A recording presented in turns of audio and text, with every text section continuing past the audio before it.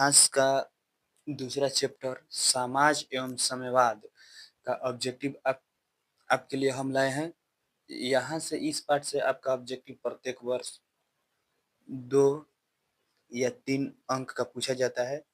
इसलिए ये पाठ आपके लिए बहुत महत्वपूर्ण है और इसका ऑब्जेक्टिव आपके लिए भी ज़रूरी है। तो चलिए हम आपके ऑब्जेक्टिव चालू करते हैं। इस वीडियो में धैर्य के साथ आप बने रहिए।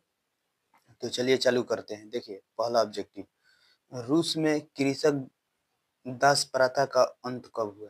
आपसे पहला ऑब्जेक्टिव पूछा जा रहा है, रूस में कृषक दास प्रथा का अंत कब हुआ? तो ऑप्शन ए में है 1861 ईस्वी में, ऑप्शन बी में है 1862 ईस्वी में, ऑप्शन सी में है 1863 ईस्वी, ऑप्शन डी है 1864 ईस्वी। तो रूस में कृषक दास प्रथा का अंत कब हुआ? तो 1861 ईस्वी में अंत हुआ।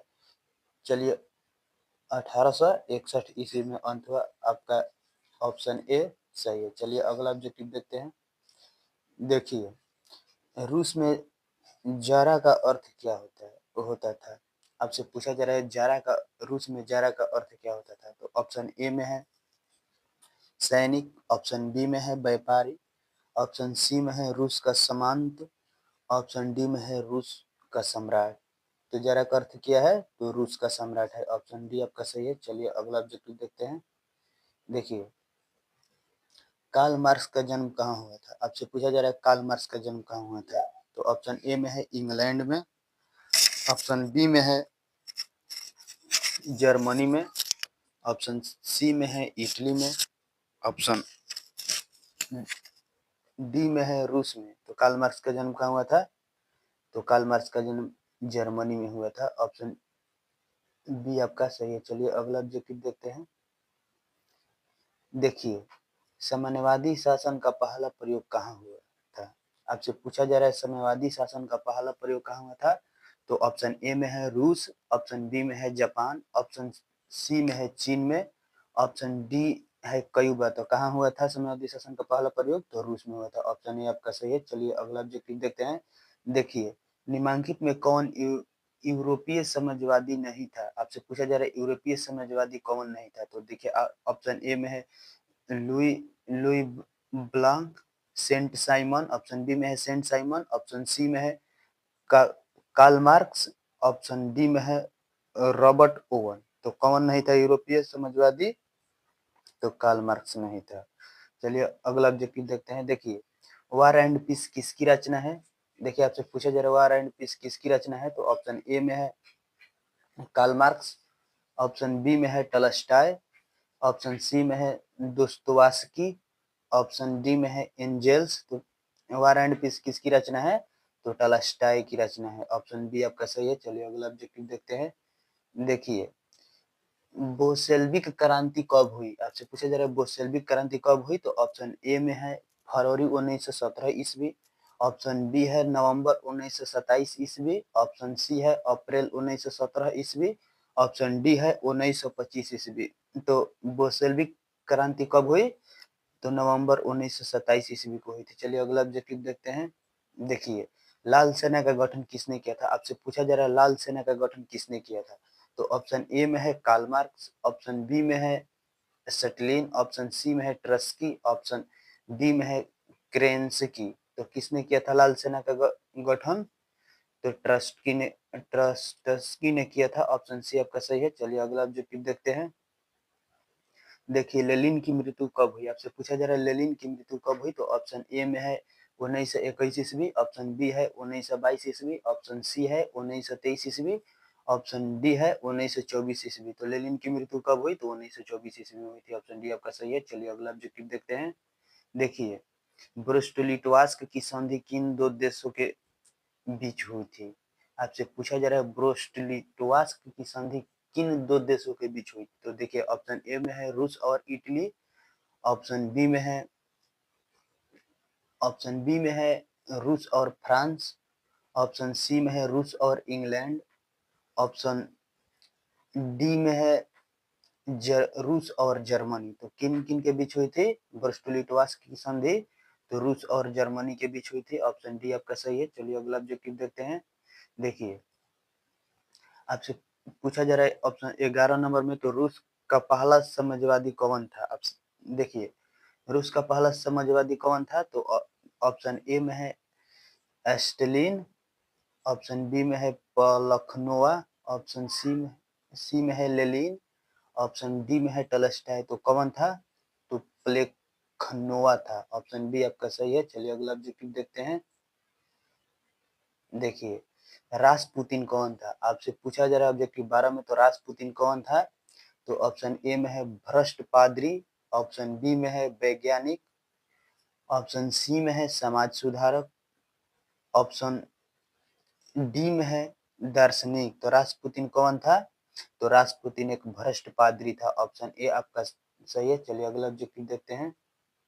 देखिए, नई आर्थिक नीति कब लागू हुई? आपसे पूछा जा रहा है नई आर्थिक नीति कब लागू हुई? तो ऑप्शन ए में है 1921 ईस्वी, ऑप्शन बी में है 1923 ईस्वी, ऑप्शन सी में है 1920 ईस्वी, ऑप्शन डी में है 1924 ईस्वी। तो नई आर्थिक नीति कब लागू हुई? तो आपका ऑप्शन 1921 ईस्वी में लागू हुई। ऑप्शन ए आपका सही है। चलिए अगला ऑब्जेक्टिव देखते हैं। देखिए, दास कैपिटल की रचना किसने की? आपसे पूछा जा रहा है दास कैपिटल की रचना किसने की? तो ऑप्शन ए में है एंजेल्स, ऑप्शन बी में है दोस्तोयेव्स्की, ऑप्शन सी में है टॉल्स्टॉय, ऑप्शन डी में है कार्ल मार्क्स। तो दास कैपिटल की रचना किसने की? तो कार्ल मार्क्स ने की। आपका ऑप्शन डी सही है। चलिए अगला ऑब्जेक्टिव देखते हैं। देखिए, रूस के सम्राट को क्या कहा जाता है?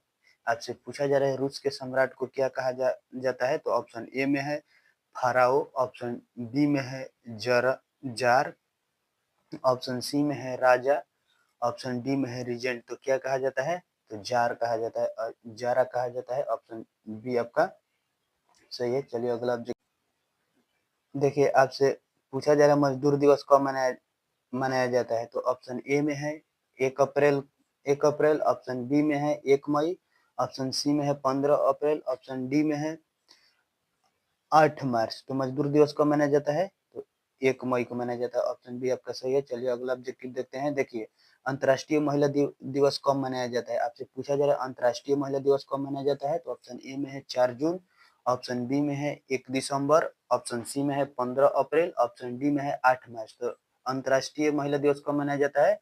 8 मार्च को मनाया जाता है। ऑप्शन डी आपका सही है। चलिए अगला ऑब्जेक्टिव देखते हैं। देखिए, समाजवादियों की बाइबिल किसे कहा जाता है? आपसे पूछा जा रहा है समाजवादियों का बाइबिल किसे कहा जाता है? तो ऑप्शन ए में है दास कैपिटल, ऑप्शन बी में है war and piece, option C में है स्पार्क, ऑप्शन डी में है कम्युनिस्ट घोषणा पत्र। तो समाजवादियों का बाइबिल किसे कहा जाता है? तो दास कैपिटल को कहा जाता है। ऑप्शन ए आपका सही है। चलिए अगला ऑब्जेक्टिव देखते हैं। देखिए, कार्ल मार्क्स ने किसके साथ मिलकर कम्युनिस्ट घोषणा पत्र प्रकाशित किया? आपसे पूछा जा रहा है कार्ल मार्क्स किसके साथ मिलकर कम्युनिस्ट घोषणा पत्र प्रकाशित किया? तो ऑप्शन ए में है जेन, ऑप्शन बी में है दस्तोयेव्स्की, ऑप्शन सी में है एंजेल्स, ऑप्शन डी में है टॉल्स्टॉय। तो किसके साथ रहकर कम्युनिस्ट घोषणा पत्र प्रकाशित किए? तो एंजिल्स के साथ रहकर। ऑप्शन सी आपका सही है। चलिए अगला ऑब्जेक्टिव देखते हैं। देखिए, जारा निकोला द्वितीय की पत्नी जरीना किस देश की राजकुमारी थी? आपसे पूछा जा रहा है जारा निकोला द्वितीय की पत्नी जरीना किस देश की राजकुमारी थी? तो ऑप्शन ए में है इटली, ऑप्शन बी में है फ्रांस, ऑप्शन सी में है ब्रिटेन, ऑप्शन डी में है ऑस्ट्रिया। तो किस देश की थी?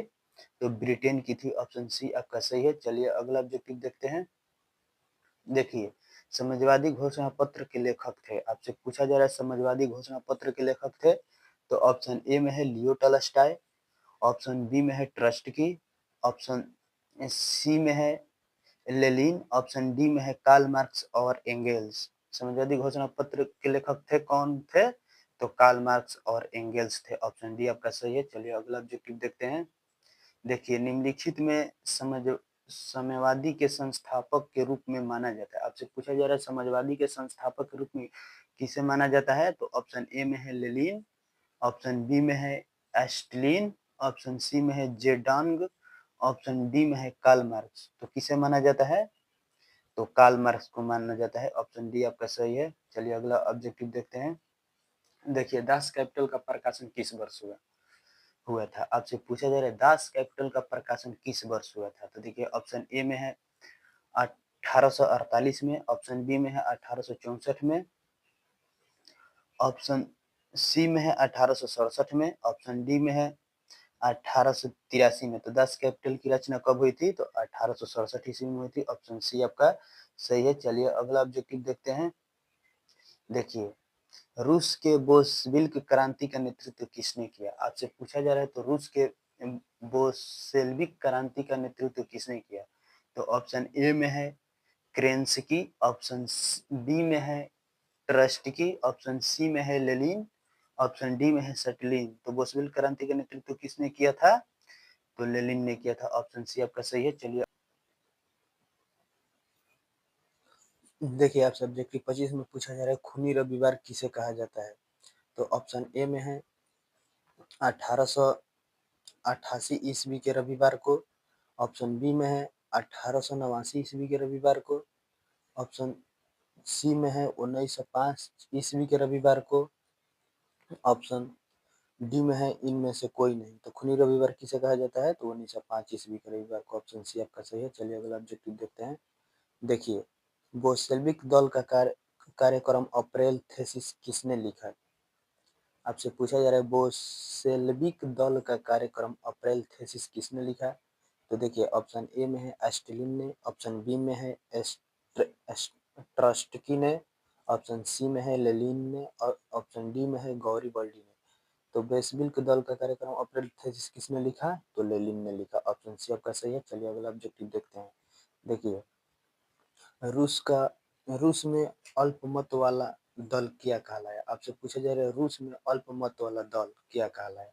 तो ऑप्शन ए में है बोलेस्विक, ऑप्शन बी में है मोनोबेस्विक, ऑप्शन सी में है सरवाहा वर्ग, ऑप्शन डी में है इनमें से कोई नहीं। तो अल्पमत वाला दल क्या कहलाया? मोनोबेस्विक। ऑप्शन बी आपका सही है। चलिए अगला ऑब्जेक्टिव देखते हैं। देखिए अंतर्राष्ट्रीय महिला दिवस की घोषणा किस संस्था ने की? आपसे पूछा जा रहा है अंतर्राष्ट्रीय महिला दिवस की घोषणा किस संस्था ने की? तो ऑप्शन ए में है अंतर्राष्ट्रीय महिला आयोग, ऑप्शन बी में है संयुक्त राष्ट्र संघ, ऑप्शन सी में है यूरोपीय संघ, ऑप्शन डी में है आसियान आसियान। तो अंतर्राष्ट्रीय महिला दिवस की घोषणा किस संस्था ने की? तो आपका संयुक्त राष्ट्र संघ ने किया। ऑप्शन बी आपका सही है। चलिए अगला ऑब्जेक्टिव देखते हैं। देखिए रूस में प्रतिनिधित्व संस्था डयूमा का गठन कब हुआ? आपसे पूछा जा रहा है डयूमा का गठन कब हुआ? तो ऑप्शन ए में है 1861 ईस्वी, ऑप्शन बी में है 1867 ईस्वी, ऑप्शन सी में है 1905 ईस्वी, ऑप्शन डी में है 1917 ईस्वी। तो डयूमा का गठन कब हुआ? तो 1905 ईस्वी में हुआ। आपका ऑप्शन सी सही है। चलिए अगला ऑब्जेक्टिव देखते हैं। देखिए किस संधि के तहत रूस प्रथम विश्व युद्ध में बाहर हो गया? आपसे पूछा जा रहा है किस संधि के तहत रूस प्रथम विश्व युद्ध से बाहर हो गया? तो ऑप्शन ए में है फ्रैंकफर्ट की संधि, ऑप्शन बी में है ब्रेस्ट लिटोवास की संधि, ऑप्शन सी में है वर्साई की संधि, ऑप्शन डी में है पेरिस की संधि। तो किस संधि के तहत रूस प्रथम विश्व युद्ध से बाहर हो गया? तो ब्रेस्ट लिटोवास्क की संधि के कारण। ऑप्शन बी आपका सही है। चलिए अगला ऑब्जेक्टिव देखते हैं। देखिए वैज्ञानिक समाजवाद का जनक किसे माना जाता है? आपसे पूछा जा रहा है वैज्ञानिक समाजवाद का जनक किसे माना जाता है? ऑप्शन ए में है सेंट साइमन, ऑप्शन बी में है रॉबर्ट ओवन, ऑप्शन सी में है कार्ल मार्क्स, ऑप्शन डी में है फ्रेडरिक एंगेल्स। तो वैज्ञानिक समाजवाद का जनक किसे माना जाता है? तो कार्ल मार्क्स का माना जाता है। आपका इस पाठ का ऑब्जेक्टिव यहीं समाप्त होता है। हम आशा करते हैं कि आपको बहुत अच्छे से समझ में आया होगा। आपको समझ में आया है तो एक लाइक कर दीजिएगा और हमारे इस चैनल को सब्सक्राइब कर लीजिएगा। आपके लिए हम ऐसे ही वीडियो लाते रहेंगे। फिर किसी अगले टॉपिक पर मिलते हैं। तब तक के लिए धन्यवाद।